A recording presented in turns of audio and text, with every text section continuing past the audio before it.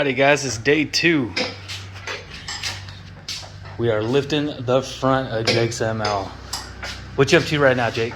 I am tightening the upper control arm bolts. We just pulled it out to get more range.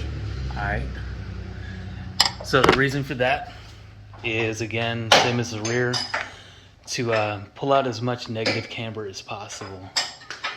And again, like yesterday with the rear, that's going to mess with the toe, so we're going to have to adjust that on the tie rods. After this, we're going to move to actually removing the sway bars and doing the indexing of those. Started off today modifying the shocks. So we got some Ranchos. These are off a 97 4Runner from the back. I might have sent Jake the wrong part number, and he ended up just getting the low grade Ranchos, not the adjustable ones. But that's cool for now. At least we'll have the extra travel compared to these short stockers. So if you're doing any kind of shock swap, you'll notice a difference here. That little, I would guess it's like just a formed washer, is 100% necessary because it's integrated into the lower control arm right there. So you need to keep that. And I did my shocks like 2 years ago, and I don't remember ever stating this in previous videos. I thought these things just came off, and I don't think they did. So what I had to do was chop them so they're on the shock as such. Get your angle grinder and cut it off. Clean them up a little bit, and then boom, they're ready to go on the new shock.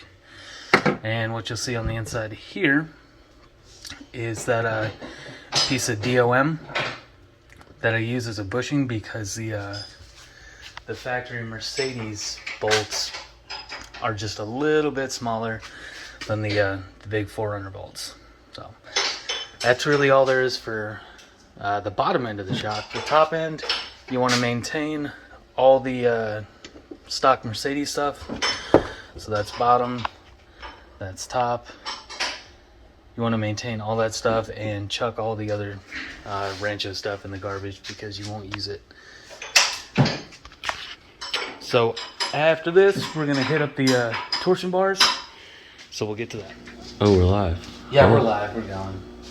So we got Jake's driver's side torsion bar out, and this is exactly what it's going to take you to index it. So first off is going to be number 3 Phillips. Best to use an impact. Make sure it's in the right direction, and then that'll blast it right off. And drop the bit on the floor. It's all good. So we'll take that off, and this little cap came off the other one real easy. What'd you do to this one, man? Wanted to make it hard for the video. Yeah. That's got some grease. Alright, and step 2, just a little minor cleanup. So it helps if you pre-note the direction. This is up. You can tell because your nut sits on the top and your bolt comes in from the bottom. So what we want to do generally is make this go up even further. That way when it's pulling down further on your torsion bar by 2 teeth. So these are your teeth. We're going to pull it up, rotate it 2 teeth this way, put it back down. That's the reason for the cleaning, so we can get a good clean mark on here, and we don't end up going 1 tooth, 3 tooth, 4 tooth, something like that. No guesstimations on this part. It must be a precise. And we need to paper it down. Clean that up real nice like. And it don't matter where you mark it, how you mark it, just make sure it's as accurate as possible. So I got a little fine Sharpie. I'll find a spot. Don't want to mark on these numbers just because it'll be a little confusing. So I pick that tooth and correlate the same mark, carry it over to the shaft, and then to get it off, I also put a little note on here. We're going this way. So this one we're going clockwise, the other one we went counterclockwise.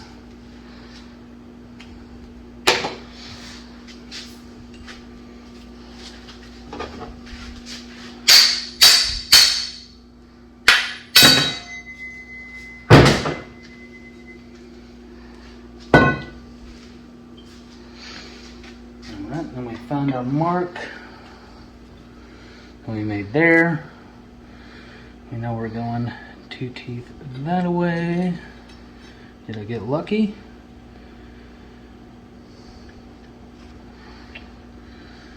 I think I got one more to go. Let's put it back in the stock spot and verify. Yep. So we gotta go 1.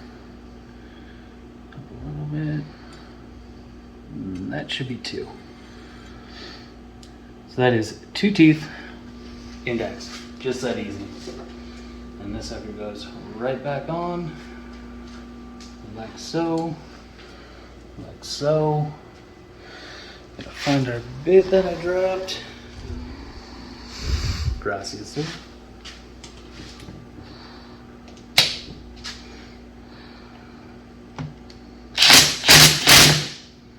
Right. That's ready to go back in. So, to clarify a little bit, because you can't see when it's under the truck, what we're doing with those 4 washers is sticking them right on top here. You got the floor of the vehicle here, and once you get this thing set in place, it's up against the floor, and the bolt can't reach. So what we do is put about 4 washers, anything you can find. I don't care if you use the old plastic rub guard here. That actually might work better. Use that, stick it up there in between it, get the whole lever situation back together, and then you should be able to just grab about 2 threads in there and walk it in with something nice and easy, like a hand ratchet or something, and then get the Ugga Duggas with the big gun. So that's that clarified, ready to go, and we're gonna stick this back in the truck. All right, finally, after like a year, you guys finally get some clarification on the 4 washers. If you've ever seen a movie called Demolition Man, it works out a lot like the 3 seashells. He doesn't know how to use the 3 seashells.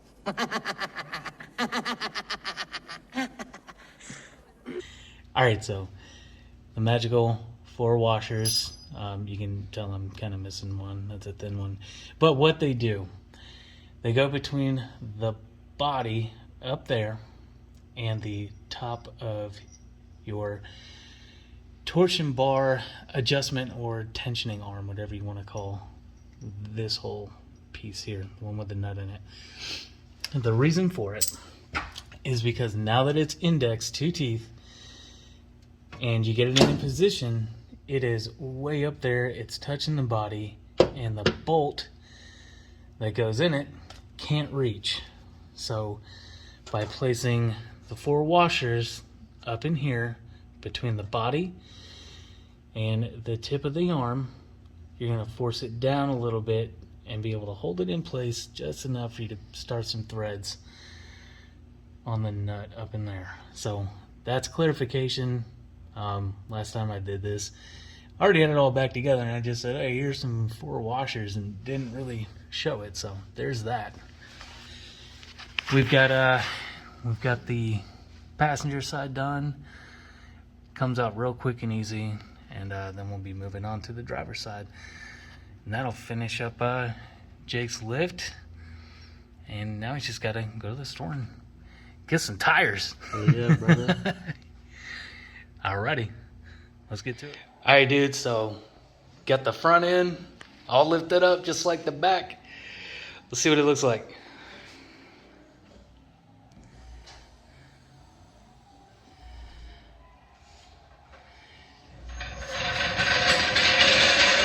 Nice.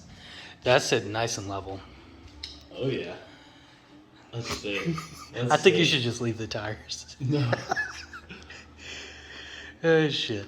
Yeah, it's gonna settle down like a little bit as soon as you start driving. But yeah, that's not bad at all. That's sick. Well, when you get in 35s? Tomorrow, hopefully. If they haven't. Did you ever figure out which ones you were gonna get? I want to get the Gladiators. Oh shit, I hope they got But them. I don't know if they have. Oh shit. I guess you guys will be as surprised as me whenever we see Jake's ML again, and he's got some 35s on it. You're getting whatever's cheapest. Yeah. In the same size. Hopefully Yeah. Chinese. Yeah, nice and cheap. Yeah, man. Finally, man, you got this when? June? May. May. Yeah, the Right after my birthday. the first video I did was June. That's when you brought it over. Do the brakes. Yeah, we did the brakes on it. Man, she's looking good though.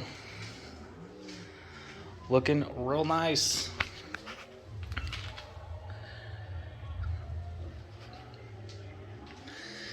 Well, that'll be that. That's the end of this little episode.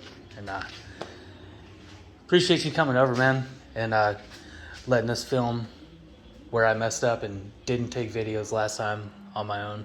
Absolutely. So, thank you for helping me. Yeah. Wouldn't have been able to do a lot of that on my own. Maybe if I watched your videos, I could figure it out. Dude, it's so much easier with two people. You can watch the video and just watch me struggle. I'm sitting there using my foot to like get the sway bar out, or the torsion bar. It's pretty funny. Yeah, well we'll end it there. Next time you see Jake's ML, it's gonna be on 35s. Alright, thanks for watching. Don't forget to like and subscribe. See ya.